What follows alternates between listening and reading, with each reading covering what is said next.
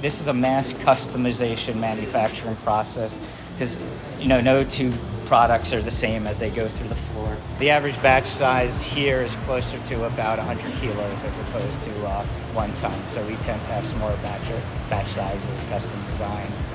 We're going to execute some larger pours. So this is just a cluster of larger valves. When you want a larger quantity, it's going to pour from here. And up there is the mezzanine.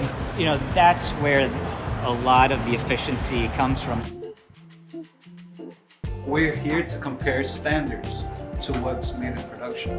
Make sure the specific gravity is good, refractive index is matching, odor, visual, the color. Once that is approved, we go to the system, we approve the rest.